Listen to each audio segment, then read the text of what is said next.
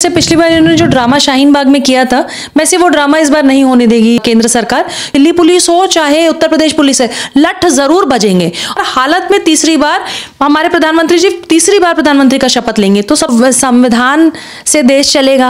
आपको अधिकार दिया जा रहा है। तो जो चीज़ है कि मैं बांग्लादेश का एक डेटा पढ़ रही थी, इसमें 1952 के इर्द गिर्द 22% जो हिंदू थे वो आज 7 या 8% हैं। और सबसे बड़ी बात, ये देश 130 करोड़ लोगों का है, जनता बहुत खुश है, जनता अपना प्रधानमंत्री चुनेगी। ये देश किसी के बाप का नहीं है कि मैम केंद्र सरकार के द्वारा लागू किए गए सीए को लेकर लगातार विपक्ष की तरफ से जो है वो इसका विरोध किया जा रहा है। और जिस तरीके का माहौल 2019 से 2020 में बनाया गया था, जिस तरीके से दिल्ली में दंगे हुए वो हमने भी देखे। और कहीं ना कहीं फिर एक बार जो है वो उसी तरीके के धरने प्रदर्शनों को जो है वो जन्म दिया जा रहा है। चाहे दिल्ली के कई जगहों की बात करें या फिर असम की बात करें, आप किस तरीके से देख रही हैं इस पूरी बौखलाहट को जो दिल्ली के मुख्यमंत्री अरविंद केजरीवाल से लेकर कांग्रेस नेता और असदुद्दीन ओवैसी की सामने आ रही है, और जिस तरीके से सुप्रीम कोर्ट में याचिकाएं लगाई जा रही हैं सीएए को लेकर? देखिए, जैसे पिछली बार इन्होंने जो ड्रामा शाहीन बाग में किया था, वैसे वो ड्रामा इस बार नहीं होने देगी केंद्र सरकार। क्योंकि जो पिछली बार इन्होंने 6 महीने तक सड़कों को घेर के ये जो विरोध प्रदर्शन करते हैं, आंदोलन जीवी जिनको प्रधानमंत्री जी ने नाम दिया है, इस बार आपने आसाम के डीजीपी का भी बयान देखा होगा, यूपी के भी डीजीपी का बयान देखा होगा। दोनों ने ये बात कही है कि हम किसी भी तरीके से प्रदेश में शांति भंग नहीं होने देंगे और हमारी पूरी तैयारी है। तो इसका मतलब ये इंडिकेशन है कि इस बार सड़कों पे बैठ के जो ड्रामा करने की कोशिश करेगा, चुनाव में इसको इनकैश करने की कोशिश करेगा। इस बार चाहे आसाम हो, चाहे दिल्ली पुलिस हो, चाहे उत्तर प्रदेश पुलिस है, लठ जरूर बजेंगे। और जो पॉलिटिकल पार्टीज इनको पीछे से सपोर्ट करेंगी, उनके अंदर तो बौखलाहट, जो आपने शब्द यूज किया बिल्कुल सही यूज किया। क्योंकि 2024 का परिणाम पहले ही सबको पता है कि हर हालत में तीसरी बार हमारे प्रधानमंत्री जी तीसरी बार प्रधानमंत्री का शपथ लेंगे। तो सबसे बड़ी प्रॉब्लम है कि उनको आने वाली जो अपनी हार है वो पहले से दिख रही है। तो ये भी हो सकता है कि सीए के आड़ में, ये जो सीए लागू हुआ है पूरे देश में कल, हो सकता है कि पॉलिटिकल पार्टीज इनको फंडिंग करें, पॉलिटिकल पार्टीज इनको भड़काएं, पॉलिटिकल पार्टीज अपना 2-4 सीट आगे बढ़ाने के लिए, वो हिंदू मुस्लिम की लड़ाइयां कराने के लिए वो सब कुछ कर सकती हैं। चाहे वो कांग्रेस पार्टी हो, चाहे वो बंगाल की कोई पॉलिटिकल पार्टी हो, चाहे दिल्ली की पॉलिटिकल पार्टी हो। क्योंकि हमने देखा है कि जब भी दिल्ली में धरना होता है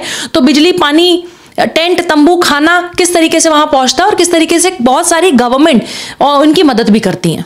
मैम इसी के साथ जैसे कि भी आपने दिल्ली गवर्नमेंट की बात की है, तो 2019 से 2020 के बीच में भी खबरें सामने आई थी कि किस तरीके से बर्मा से आए हुए रोहिंग्याओं को जो है वो दिल्ली के ही विधायक यानी कि अमानतुल्लाह खान की तरफ से जो है वो हजारों रुपया दिया गया था, टेंट दिया गया था। और आज अगर सीएए की बात आ रही है तो मुख्यमंत्री अरविंद केजरीवाल ने लंबा चौड़ा पोस्ट लिखकर आज कहा कि आखिरकार सीए लागू क्यों किया जा रहा है, क्योंकि वोट बैंक की राजनीति है, लोकसभा के चुनाव आ रहे हैं, अपने देश में नौकरियां नहीं हैं, बाहर से आए हुए लोगों को कैसे नौकरी देगी सर?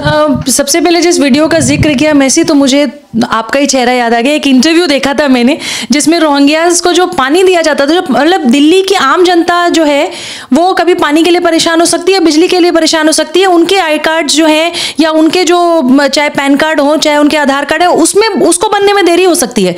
लेकिन जो रोहिंग्यास बाहर से आए हैं और ये यमुना खादर में बसे हैं, चाहे ये जिन विधायक जी का आपने नाम लिया अमानतुल्लाह खान साहब, मुझे वो वीडियो याद है बहुत अच्छे से, जिसमें आपने लोगों से पूछा था कि ये पानी कहाँ से आता है, ये राशन कौन देता है, ये जो जल निगम के बड़े बड़े टैंकर यहाँ पे हैं, ये सब सुविधाएं आपको कौन देता है, प्लस आपको पैसे कौन देता है। तो मुझे याद है कि बहुत सारे रोहिंग्यास और बांग्लादेशी जो लोग आए हुए हैं, जो गैर कानूनी तरीके से हमारे देश में बसे, उनका सबका एक ही आंसर था कि विधायक जी ये दिलवाते हैं या विधायक जी मदद करते हैं। तो विधायक जी आम जनता को मदद ओखला में करते हो ना करते हो क्योंकि वहां के विधायक हैं, लेकिन विधायक जी उनकी मदद जरूर करते हैं जो देश में गैर कानूनी तरीके से आके देश की रिसोर्सेज, देश की जमीन, देश के पानी, देश की बिजली पे कब्जा करके बैठे हैं। तो इस बार चाहे अमानतुल्लाह खान साहब हो, चाहे दिल्ली के कोई बहुत बड़े नेता हो, चाहे शाहीन बाग बिठाने वाले बहुत सारे लोग हो, चाहे बॉलीवुड के वो बहुत सारे लोग जो अचानक से किसान आंदोलन में दिख जाते हैं, स्वरा भास्कर जैसे लोग जो किसान भी बन जाएंगे, जो वो ग्रेटा थ्रेटा टाइप के लोग हैं, पॉर्न स्टार मूवीज वो किसान भी बन जाएंगे, पॉर्न स्टार से हीरो हीरोइन से वो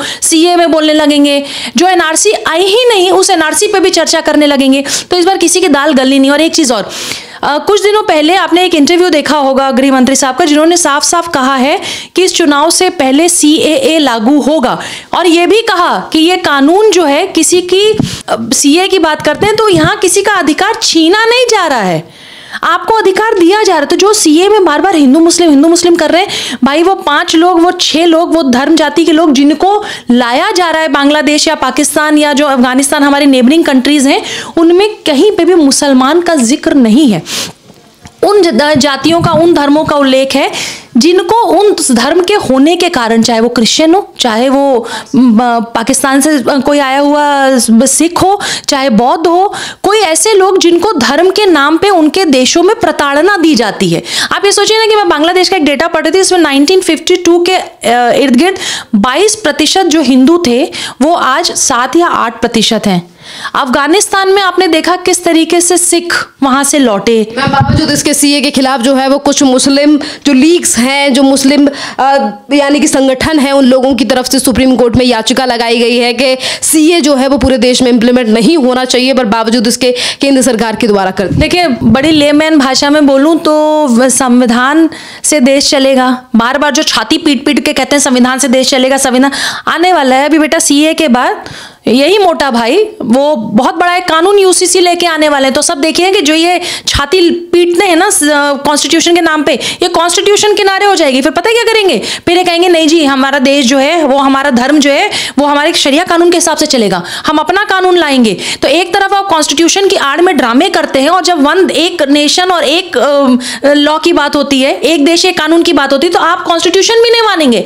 आप वो लोग हैं कि आपको चाहे वो किसान आंदोलन का बिल हो, चाहे वो हलाला कुरीति पे कोई बात हो, चाहे ट्रिपल तलाक हो, कोई राम मंदिर हो, चाहे अनुच्छेद 370 हो, 35 है, कोई भी चीज हो देश के आप बिल पास हुआ है संसद में, आपको उसके विरोध में बोलना है। और सबसे बड़ी बात, ये देश 130 करोड़ लोगों का है, जनता बहुत खुश है, जनता अपना प्रधानमंत्री चुनेगी।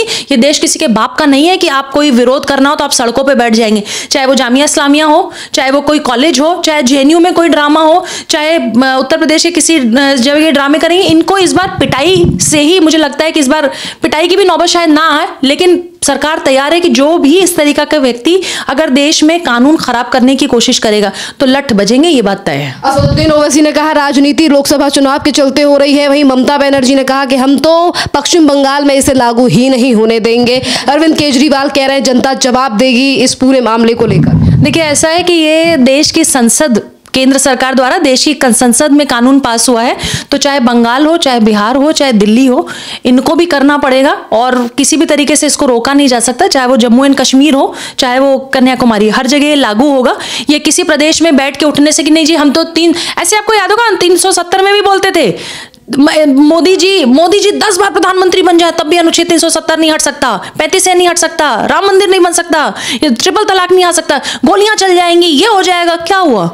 सब डर के मारे अपने बिलों में बैठे रहे। और प्रधानमंत्री जी के ने मैनिफेस्टो में जितनी चीजें लिखी, जितना देश को उन्होंने प्रॉमिस किया, वो सारे प्रॉमिसेस को उन्होंने पूरा किया। तो मुझे लगता है कि, और सबसे बड़ी बात, एक सवाल मैसी, कोई 10 साल 11 साल 12 साल की हिंदू लड़की, क्रिश्चियन लड़की, सिख लड़की, बौद्ध लड़की अगर पाकिस्तान में रहती है, अफगानिस्तान, बांग्लादेश में रहती है, और उसको उठा लिया जाता है और 60 साल 70 साल 80 साल के मौलाना जबरन रेप करते हैं, कन्वर्जन करते हैं, उससे शादी करते हैं, डर के मारे उसका परिवार कुछ नहीं बोलता है, तो क्या उन लड़कियों को मरने दिया जाए? तो इन तमाम मुद्दों पर चुप्पी साधने वाले असदुद्दीन ओवैसी तो कहते हैं ना कि गलत हो रहा है। भाई मैं कह रही हूँ कि अगर मुसलमानों के साथ अगर आप सीए की बात करते हैं तो वहाँ मुसलमानों का तो जिक्र नहीं। आप इतने बड़े वकील हैं, आप इतने बड़े बैरिस्टर हैं, इतनी कानून की किताबें लेके बैठे रहते हैं, आपको थोड़ी अक्ल होनी चाहिए, देश को भड़काना नहीं चाहिए। बहुत बहुत धन्यवाद मैम।